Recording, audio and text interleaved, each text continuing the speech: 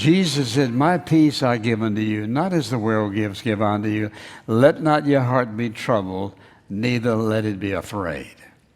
And he spoke those words to his disciples the night before he was going to be crucified. And of course, they didn't quite understand what all this was about. They had an idea that something really tough was getting ready to happen. But he said, my peace I give unto you.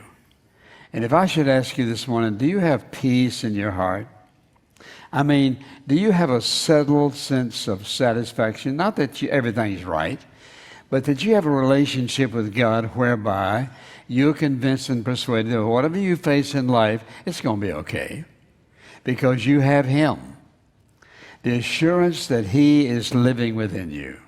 Your name is written in the Lamb's Book of Life. One of these days, whether you die or He comes first, you know that you're going to heaven and all of this mess is going to be over with and things are going to be right like He promised. Do you have that sense in your own heart? Well, we don't live in a very peaceful age, that's for sure. People do not have peace about their job, about their marriage, about their children, about the circumstances in which they live or where they live or how they have to live. And so when Jesus comes along and He says, my peace I give unto you, not as the world gives. That is, the world can't give the kind of peace that Jesus offers. So I would ask you, do you have that kind of peace? Can you honestly say, I have this sense of peace? Now, the Greek word is irene, which means to put something together. That is, to bind it together. That is, when a person has genuine peace, we sense this togetherness in our heart. We sense this oneness and without strife and without consternation and all the things that go on. The peace that Jesus Christ offers is peace that comes through a relationship with Him. That's the only true source of lasting peace. Everything else in the world is counterfeit. You may have all the money in the world you want, go anywhere you choose, do most anything you want to do, have most anybody you want to have, but if you don't have Jesus, you do not have peace. Always struggling for something. And when I think about the days in which Jesus lived, Rome was doing their best to keep the peace, but how were they trying to keep it? Two ways, power and pain. And that's the way they kept everybody in subjection. How does God want us to enjoy peace? A relationship. Think about this. A relationship with one person can bring about peace in your life.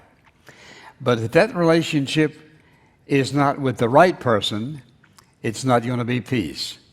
And you can have a pretty good relationship with lots of different people in life, but until there's a relationship with Jesus, you're not going to have peace. And here's the reason. Something's always going to be missing.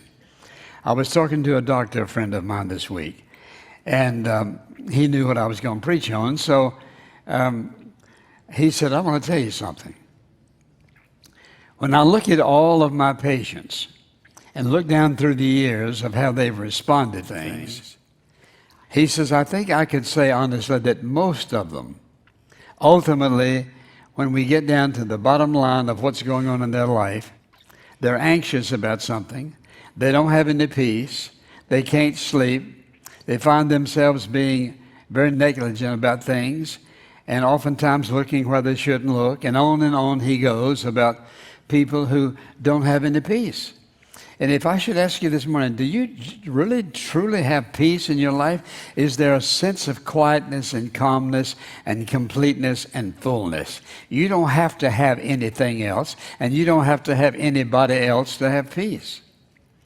Jesus said, my peace I give unto you. Why did He say that? Because that's the only source of true, genuine peace, is a personal relationship with Jesus Christ.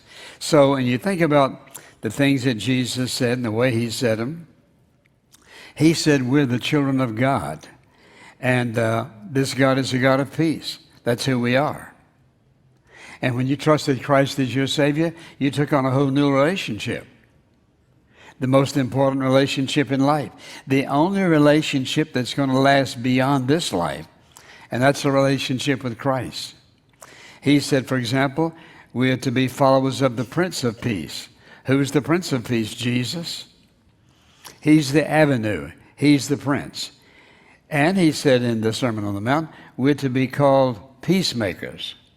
I wonder how many of you consider yourself a peacemaker. Now, some of you would have to say, well, not in the situation I live in, I'm not a peacemaker. Well, Jesus didn't say except if, and but. We're to be peacemakers. Watch this. There's to be something within us that so connects with someone else and helps them to be connected to the real, true peacemaker, that things begin to change when the relationship with Jesus Christ gets right. Then you have the foundation of true, genuine peace. Until that happens, it's not going to be there. And if you ask the majority of people, do you have peace? They'd have to say, well, sometimes, maybe, and ultimately not really. And when I think about all the things that Jesus said, he said we've been given the gift of peace. It isn't something we work up to. It's a gift that he gives us. What is that gift? Watch this. It's the gift of himself. When Christ comes into your life, watch this carefully. He satisfies the longings of your heart. He promises to do it. He satisfies those hungers and thirsts in our life that really and truly satisfy. The world has all kinds of counterfeits, but there's one narrow path that leads to peace, and it's not the world's approach. They offer many counterfeits. One single narrow road to peace, and most people will die never having found it. And I would ask you if you know what that peace is. Do you know how to walk that path? Or are you like the rest of the world, sort of trying to get all of this and all of that and go here and do this and do the other, trying to find something to satisfy the knowing in your heart? One thing for certain, you can't counterfeit peace, not really. Peace is a precious, precious gift from one person, and that's Jesus. And nowhere in the Bible does it say there's any other source. But I would just ask you if you have it. Doesn't mean that you have everything in the world you want. But watch this.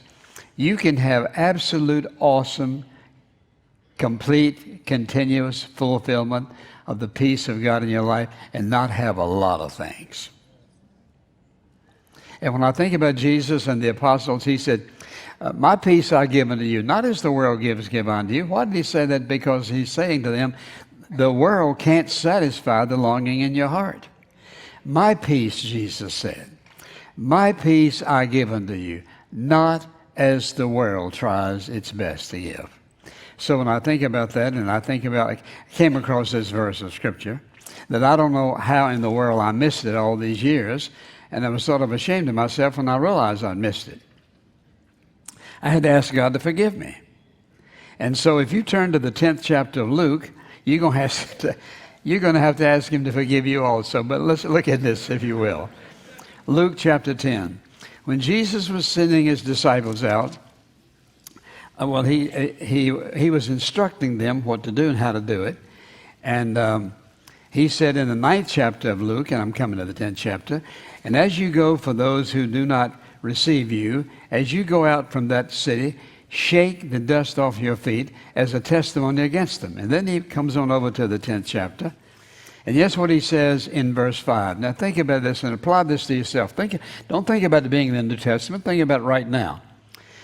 Whatever house you enter, first say, peace be to this house. Do you see what it says? Whatever house you enter, first say, peace be to this house. And I got to thinking, Lord, how many houses have I been in my life? And I never said that. Jesus said, whatever house you enter, first say, peace be to this house. So I had to ask the Lord to forgive me. I thought, Lord, that's not what I've done. You said, oh, Jesus didn't mean you. Yes, he did. And so Jesus meant what he said, because what he was saying is, Pray for this home. Pray for the people who are living here. What kind of troubles are they having? They're having marriage troubles, troubles with the kids, financial troubles, disappointments, and all the things that happen within a house. Drive down the block you live in, and as you look at each house and think, wonder what's going on in there. Wonder if the peace of God is in there. Wonder what are they troubled about? Are they suffering from heartache and hardship and difficulties and trials and needs, sickness, and maybe somebody's close to death? Jesus always had a purpose for every single thing he said. And so this is what he said to them. Whenever you go, wherever you go, you bless that house before you enter it. Now, there's some things that steal our peace in our life, so I want us to think about it. For example, he's promised to give us peace.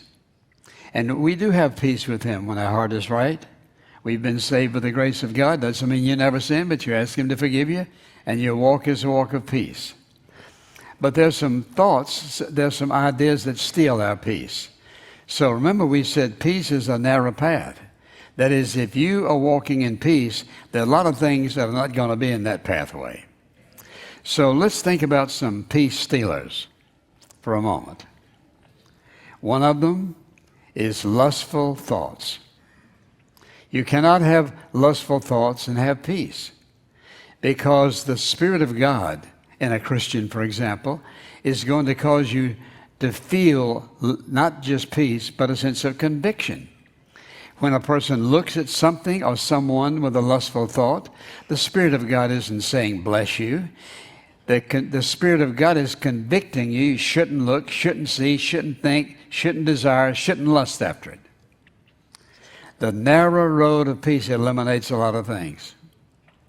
Lustful thoughts create not peace, but chaos in a person's heart, in a person's soul. And we live in a society that's full of it. So that's one thought. Then, for example, feelings of guilt.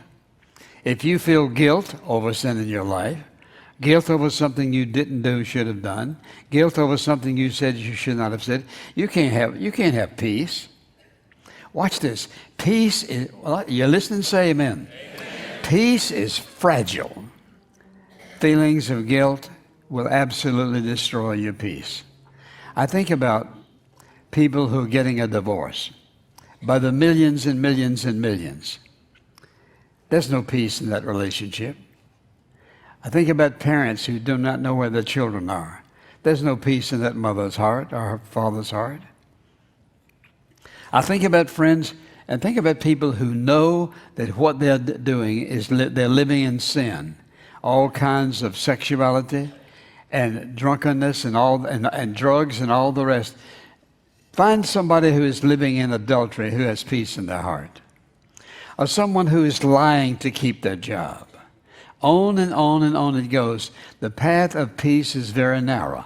And that is thoughts that are guilty thoughts destroy peace. Or anger.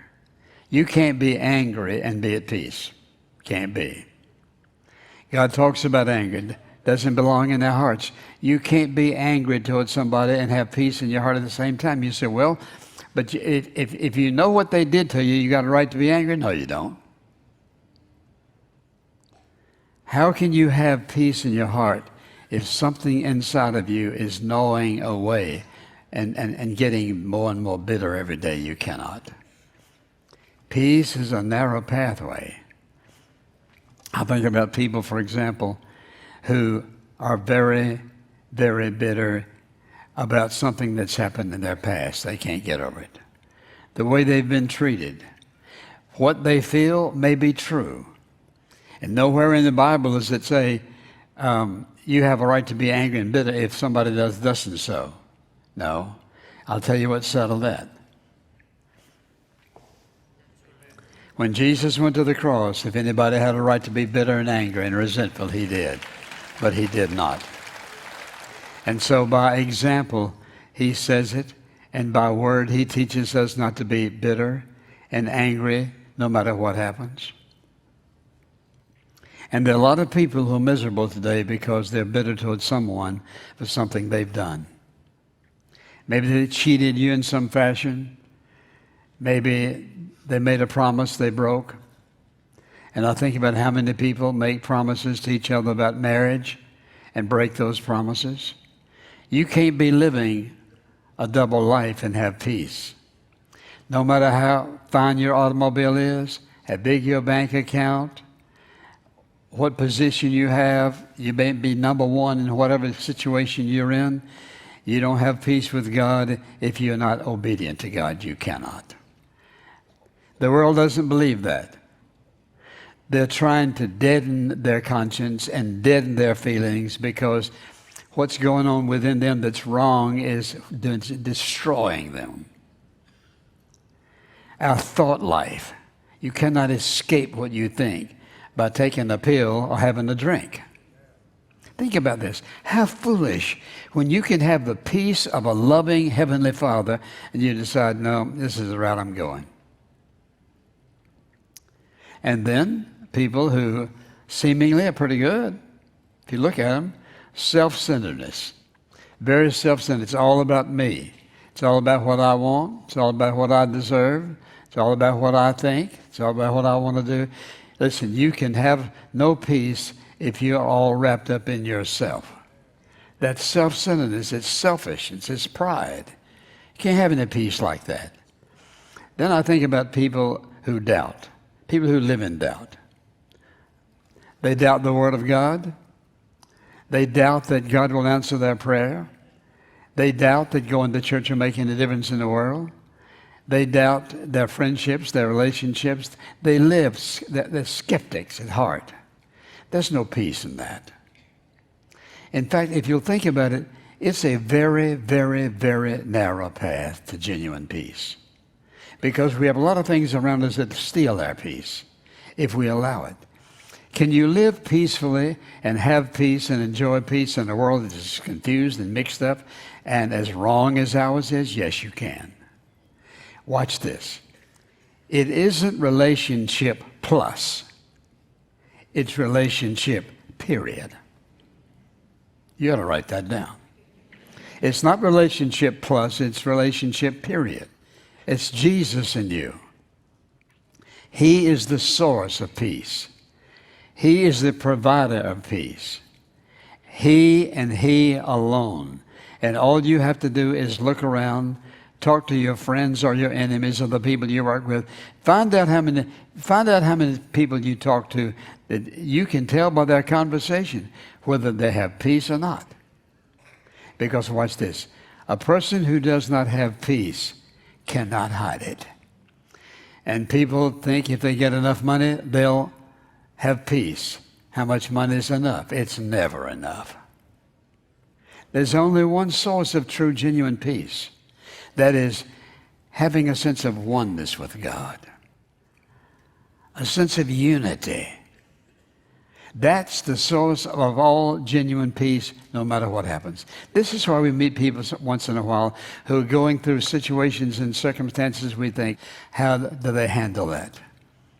And every once in a while I've met someone who, and I'd walk away and think, oh God, I hope I could have the kind of peace they have going through what they're going through. Jesus. Jesus, Jesus, Jesus, Jesus is the source of true, genuine, lasting peace. Anything else and everything else is a substitute. I think also people who are living in doubt about the things of God. And I think about people, for example, who just are not believers. And I can tell you this, and I've lived long enough to know this. I've never met a person who is not a Christian who gave me any true, genuine evidence that they were really happy. A little fluff on the outside, a lot of that, sounded good, but the more I listened and the more I watched and the more what I didn't see and didn't hear, that's not peace. Let me tell you something. When you have Jesus in your heart, you can't keep it to yourself. And it's not that you have to act out.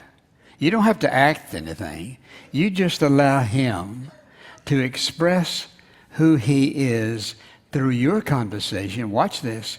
Your conversation, your conduct, and your character. And I think, for example, people who are living in unbelief, they're miserable. No matter what they say to you, they're miserable. If you don't have Jesus in your life, and let me ask you a question. What do you have that you can really and truly depend upon? Jesus is the source. The narrow road to peace is a relationship with Jesus. And I think about people, for example, who get jealous. They think they've got everything just right, and somebody else comes along and they get jealous about this and jealous about that and jealous about somebody, and that's not peace. Peace is a gift of God that comes through the presence of Christ in our life. That's the source of peace. And this is why some people can go through the most terrible, horrible circumstances and situations of loss and suffering, heartache and pain in their life, and have this awesome sense of unshakable peace, because they have one relationship that's right. Now, how do we experience this peace? I want you to write them down. And the first one says this: we must believe that he is in control of our life and our circumstances. If I don't believe that, I'm not going to have any peace. Otherwise, we'll attempt to be in control, and there's no peace in that struggle. But do I believe that he is in absolute control? He is. Just because I get out of control doesn't mean he's out of control, doesn't mean that he does not control everything. So ask yourself the question: do I believe that he is in control of my life? I didn't say feel like it. Do you believe that he's in control? The second statement is this: we must believe that his offer of peace is real and be willing to accept his offer of peace in spite of our feelings. Can't go by feelings. His offer, my peace I give unto you, not as the world gives, give unto you. Let not your heart be troubled. What I'm giving you, he says, not like what the world's got to offer, because it doesn't satisfy anything. And then, in order to have peace, we must fully surrender our total life, mind, will, and emotion to Jesus as Lord. We must fully surrender our total life, mind, will, and emotion to Jesus as Lord. That is my character, my conversation, and my conduct. I must surrender to him. Peace is this awesome eternal relationship, this oneness with Jesus. Does that mean that you'll never have any trouble? No. Does it mean that you'll never get sick? No. Does it mean that you'll never have fear? No. But here's what happens. Whenever and whatever comes your way, you can respond with this absolute certainty: the Lord Jesus who is in me will see me through this. He will be adequate no matter what's going on in my life. So I would ask you a simple question: do you have peace in your life? Were you sitting here this morning when you first came in and you were worried about something, concerned about something? Maybe you were feeling jealousy. Maybe you were feeling lustful. Maybe you were feeling just distraught about the way that you've been treated. Maybe you were concerned about what's going to happen tomorrow on your job, or that person that you just don't like being around. You see, you can go to church and be in terrible shape by the time you get out, unless you're willing to surrender your life to Jesus and say, Lord, here I am. Here's my life.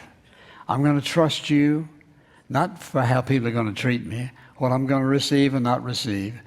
I'm going to trust you to be in me what only you can be. And I'm going to trust that you have absolute control and that you're going to make it all come out in such a fashion. It's going to be a blessing to you, Lord, and a blessing to me. Sometimes the most trying, painful circumstances in life turn out to be a seedbed, just a seedbed of awesome peace that God sends to your life. Now listen, you've heard all of this, and every single one of us knows in our heart right now if we have peace or not. You don't have to ask anybody else. You know whether you have peace or not. Watch this carefully. You can have it. No matter what you're going through, you can have it. The invitation to peace is always there from Jesus. So what does it require of me? Surrender my life to him. Okay, Jesus, I've messed it up. I'm just surrendering myself to you. Whatever you choose, I'm going with it.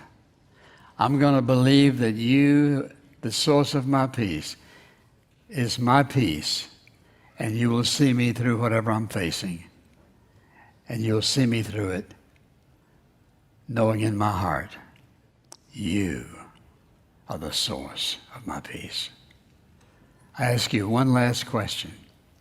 If Jesus is not the source of your peace, now be honest. If Jesus is not the source of your peace, what is? I love that verse. My peace I give unto you, not as the world gives. Let not your heart be troubled, neither be afraid. And maybe you have been listening or watching, and you're thinking, okay, you just don't know my circumstances. He does. He knows all about your circumstances. And you know what he's willing to do? Forgive you of your sin, cleanse you, but it's a matter of surrender and a matter of faith.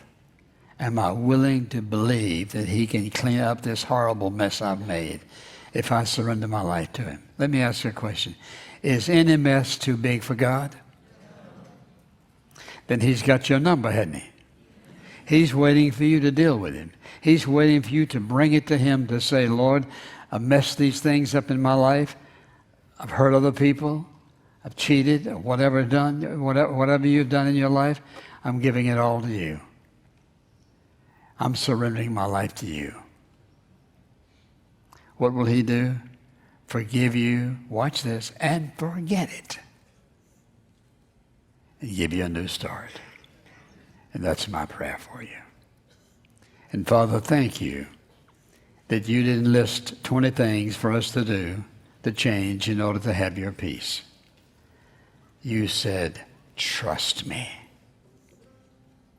Trust me. Trust me.